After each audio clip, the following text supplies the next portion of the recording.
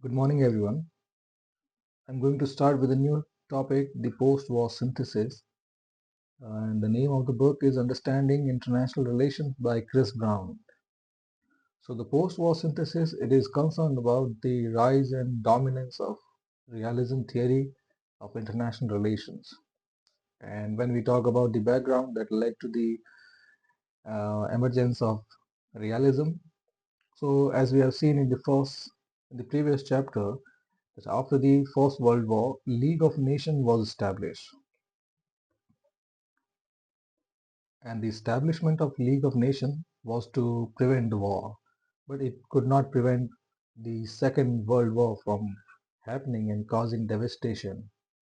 And we have also learned that um, during the Treaty of Versailles and the events that follow, there emerged a new school that was led by the President of United States, Woodrow Wilson, and the name of the school was liberal internationalism.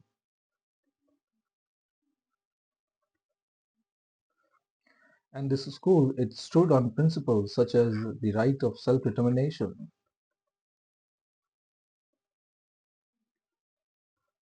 respecting the sovereignty of nation, and many such liberal ideas.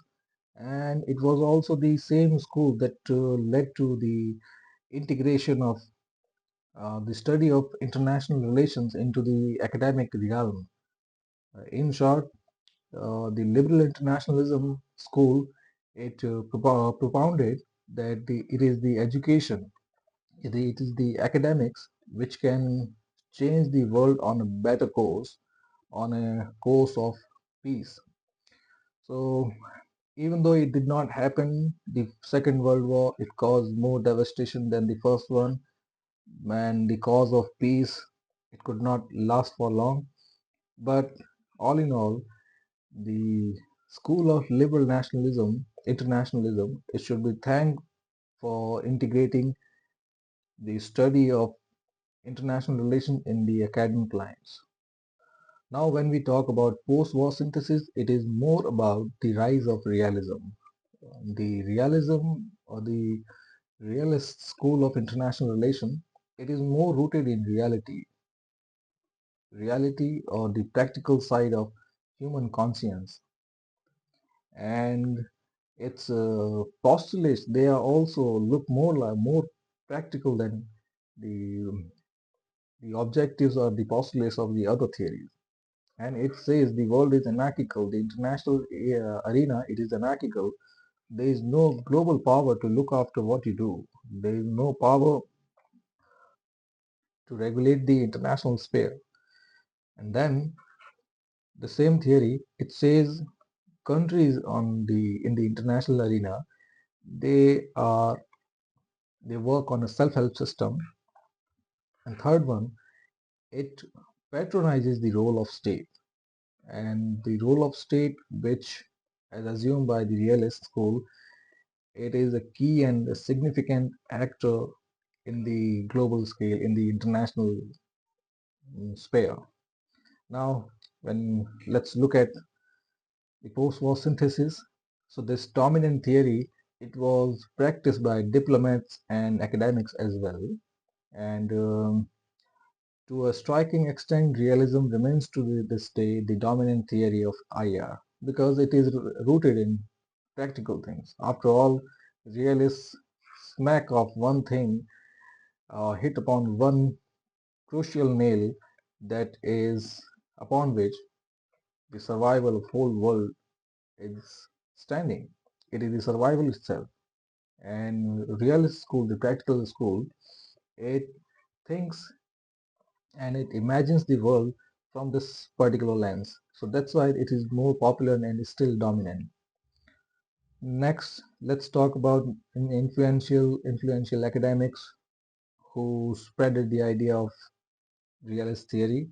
So in the post-war dominance of realism, it owes to many such influential academics such as E.H. Carr, then in Britain, Martin White, and his publication in Chatham House known as Power Politics. And in the USA, Reynold Noboa, he remained influential, and as did the geopolitician Nicholas Pikeman and the diplomat George Kennan. However, the key realist of this period was Hans J. Morgenthau, a German Jewish immigrant to US in the 1930s who published a series of books in 1940s and 50s, and the most influential of which was Politics Among Nations, The Struggle for Power and Peace. Now these two giants, Morgenthau and E. H. Carr, both stand as a propounder, the strong pillars of the propagation of the realist school of international relations or international studies. And what are the major differences between their approaches?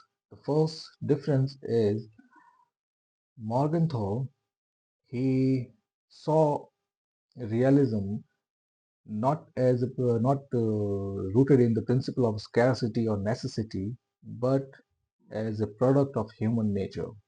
So, according to Morgenthau, um, the war and the struggle for power at international level, it is because of human vices. That we believe humans are more prone to grab power from others than any other species, and in this power grabbing, this power hunger, it is inherent in a human culture and human psyche.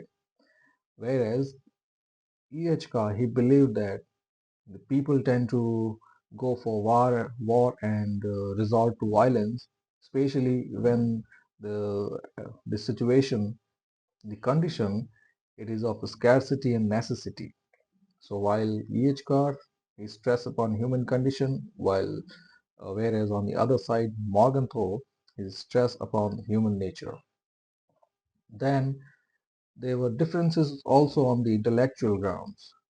Morgenthau, he systematized realism by listing the principles upon which the state should work and the foreign policy strategy that the state should look into. And by his contrast, Carl, his approach in the 20 Years Crisis, his book, it is complex and open to multiple interpretations. So on intellectual grounds as well, both have fewer differences, especially in the terms of interpretations. Then 20 years later, Hadley he commented that the USA became the dominant power because of the rich work and because of the practical lens of both the giants, both these academicians, and, and because of their influential work, USA it saved time on the theories and statecraft that was practiced in Europe and directly hit the nail in the coffin. Now let's talk about Morgenthau's ideas of realism, and they can be boiled down to one basic proposition, which is that international relations it is about state pursuing interests which are defined in terms of power. So it is the state's interests that are supreme, and his postulates or his commentary it can be encapsulated or simplified in a few statements. First one is, according to Morgenthau, the state is the key actor in international relations. It may it doesn't mean they are not they are no other actor. International organizations are there, economic enterprises, pressure groups, individuals, and all of them they hold influence, they hold sway in one way or the another, and they may act independently of the state. But according to the realist lens of Morgenthau, the state is the key actor, and it is such because all these institutions they operate through state. So if we simply encapsulate his idea on state, the power of state, he claims that the state is not the only actor, but it is the most significant actor. And this particular idea of state holding significant power, it is still a dominant idea in the study of international relations. Then stress on interest, it is conveyed by two notions. The first one is that the states they have interest, and then the state interest it can dominate state behavior. Well, this idea that state can hold interest, it is contradictory to the idea of the human ingenuity. Since human are person, they can hold interest, they can possess interest. But what about the states? They are not a living body um, as humans are. But the realist proposition here is that state are like person and they are capable of possessing interest and also capable of behaving in a way that protect their interests. Then the other proposition is the state are never going to sacrifice themselves, however altruistic, however philanthropic the idea is. They are essentially egoists. And why is that so? Let's suppose that in a system of collective security in which one nation, one state look after the welfare, the security of the other nations. So in this system of collective security, faith reigns supreme. Without faith, without trust, such system of collective security, it is not going to establish merely on the basis of negotiations and paperwork or diplomacy. No, that is not going to happen because the international arena is anarchical. However way you look at it, there is no international authority, no global government that can really dip their hands into resolving the disputes between states, and not they can stop any state from encroaching upon the power of the other. So here in the international arena, this system of collective security can be established. The many states can come together, they can negotiate on the terms of treaty by which, or the terms of agreement by which they are going to protect each other. This can happen, but then the trust issue, there cannot be a blind trust on it. And then one nation is not going to sacrifice itself for the benefit of other nation or a group of nation. And this collective security, this behavior of collective security, this can also take another form, such as even if a particular nation is threatened by another nation or threatened by an aggressor. In this case, even if a, a state A is not directly harmed by or threatened by that particular aggressor who is about to encroach upon the interest and power of another nation B. And in this case, if A and B both are thinking of or negotiating for a collective security term, here in this case, this particular aggressor C, A is going to put his security on stake even though his material interests are not threatened. So this this is in practical terms is a suicide. Why would any country A would sacrifice itself for another nation who in another situation, in another time, may likely to encroach upon its own interests.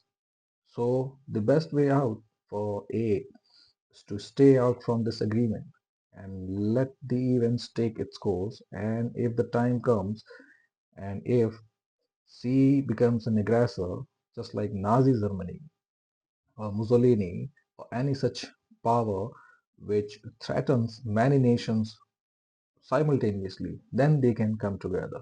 But such that suicidal behavior or that altruistic suicide, it is not possible, especially in international arena.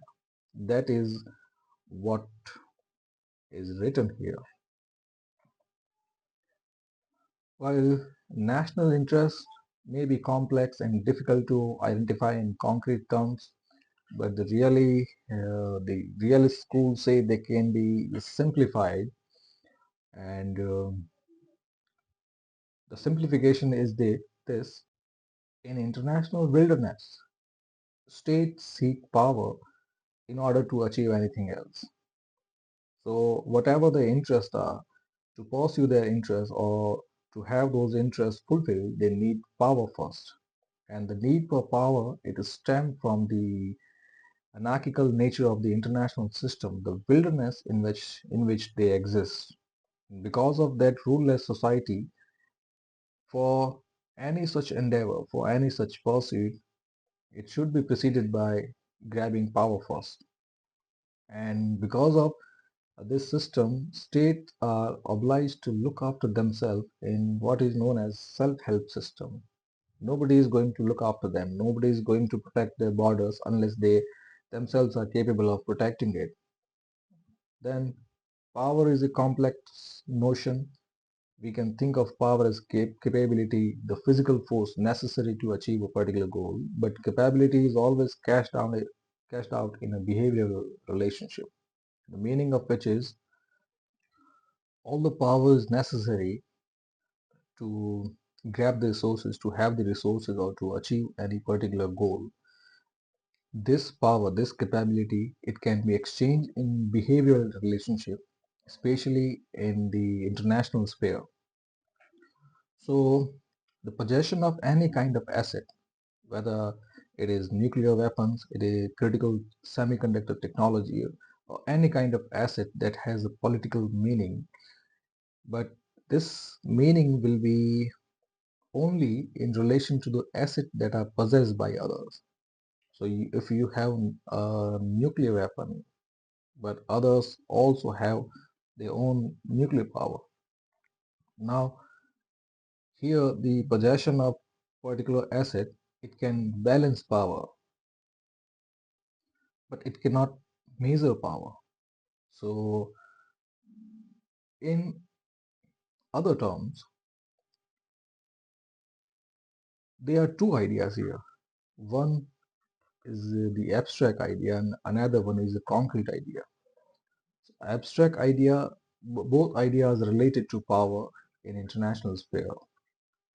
The abstract idea here is about the measurement, the actual measurement of power, by which you can measure what power other nations are holding, other states are holding, and how dangerous they can be, how threatening they can be in the future.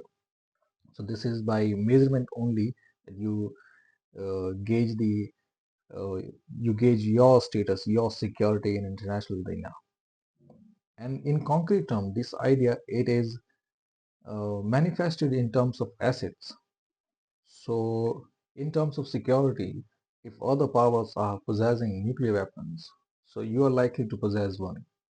This will provide a balance of power. So, in concrete terms, even if all the nations they are holding uh, a strong arsenal of nuclear weapons, this cannot be this concrete idea. It cannot be helpful in the actual measurement of power holding by possessed by each such state. Why is that so? Because the assets they can be helpful to a certain degree, but the original power in a state it can stem from many such factors and many dynamics. Likewise, if you are comparing two such countries, USA and North Korea, now both of them they possess such WMDs, weapons of mass destruction. So in when you compare them in terms of um, the assets secured by them, they are likely to be equal. Even if USA holds weapons that are greater in number than that of North Korea, but this security dimension is not complete in itself.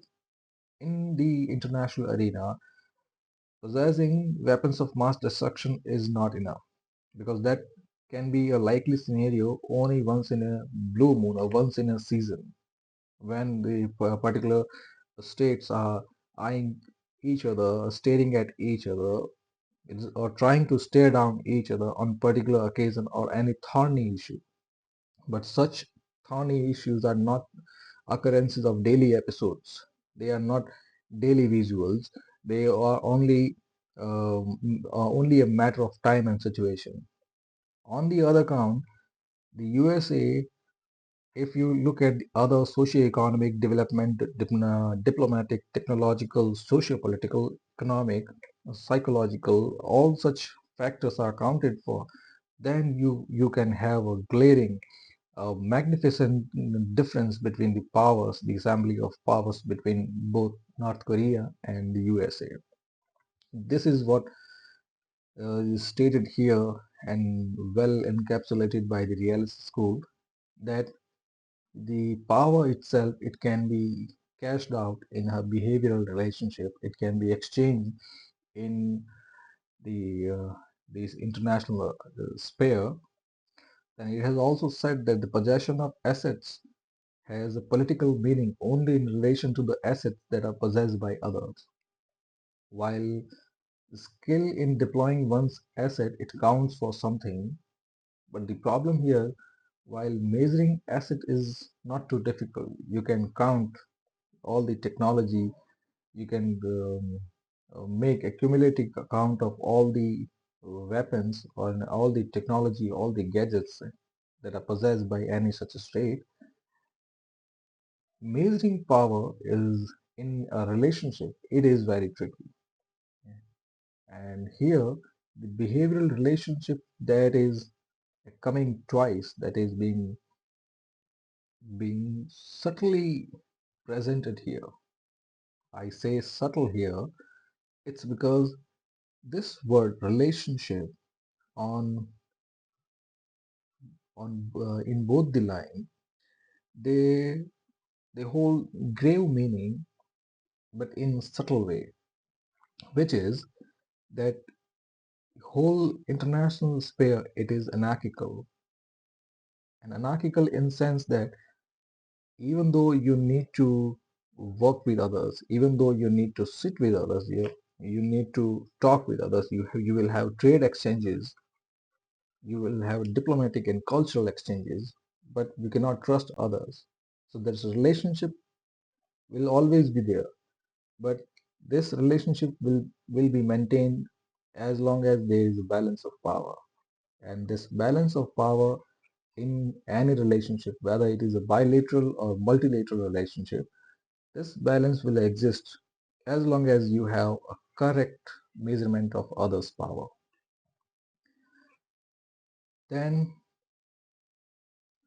initially it was not clear what kind of theory realism was, and Morgenthau obviously thought it as descriptive and explanatory. Descriptive in the sense it is describing how the world is, a cruel, anarchical world, and explaining how it works. It works by the critical judgment of balance of power and those subtle maneuvers by which state encroach upon or step away from any such endeavor.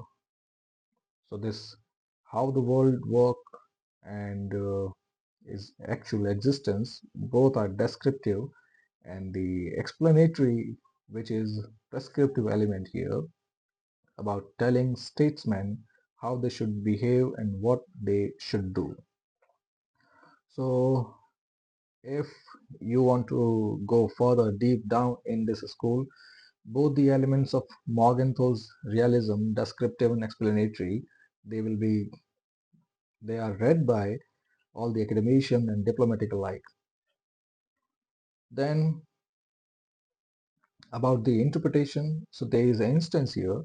So when Morgenthau attended the teaching at US University in early 1960s, when US was fighting a Vietnam War, and he was there to protest that Vietnam War was against the national interest of the USA, since it was his idea to give a way to national or state interest, and particularly in his own book, and he was revered for that, for propounding the the, the, uh, the idea of walking on the realist line to the practical and pragmatic line. And for that, he was questioned, but his interpretation, it was not uh, taken in the right way. And during those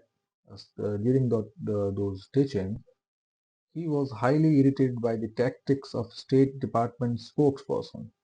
So since he was trying to nail down this particular fact that the Vietnam War, a war between the capitalist USA and communist Vietnam, and which was and the interest of both of which did not collide at all. Both the countries, they were thousands of kilometers apart, and Morgenthau, he was right to point out this folly. But the State Department spokesperson, uh, since they were keen on winning this war, so they would try to quote back at him his own citation that it is national interest that should be pursued by states, and it was their prerogative, and all such paraphernalia. But ultimately, the reasons why the national interest might call for engagement in European security in 1940s had little bearings on the reason why the national interest might call for disengagement in Vietnam in 1960s. Very well put here, that it is the national interest, the ultimate interest of state and its citizens. So the same interest it called for engagement in the European security in 1940s in terms of the Second World War, in terms of Marshall Plan that tried to hegemonic power of USA, and the Cold War that ensued. All of were in their national interest. The engagement was in national interest, and it should be taken at a face value. But this this engagement, it did not have any bearing on the USA resorting to violence everywhere. This is not practical. Even if the USA has the resources, it doesn't mean it can interfere in any other country. And especially if its resources, if its citizens, if its interests are not threatened. So in Vietnam, the situation was altogether different. And Morgenthau was right in pointing out this difference and calling for disengagement. But he was talked out or toned down there. Then, before, excuse me, in the 1950s, as the thermonuclear revolution got underway, Morgenthau and Hertz separately came to conclusion that the nation state, it was irreparably undermined by this new technology. So Hertz's classic paper, Rise and Demise of Territorial State in 1956, presented this argument very clearly that nuclear power, nuclear weapons, or any such weapons of mass destruction, they are undermining or lowering down the power of nation state. And then the statement of Campbell Craig in 2003, which demonstrated that for Morgenthau, the necessity of world government was not an aberrant thought, but rather a logical consequence of development of what called weapons of mass destruction.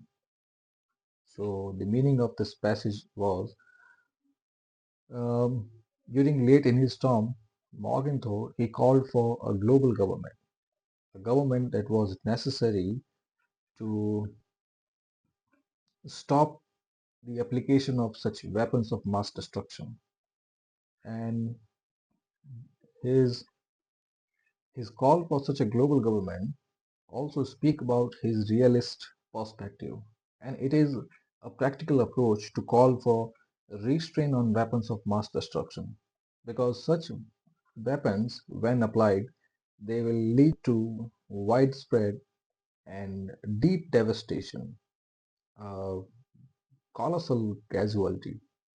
And if people are not there, in simple terms, all this is happening, all such words are spoken, all such conferences are happening, all such theories are written, given, and counter-argumented just because we are human and we are living on this earth.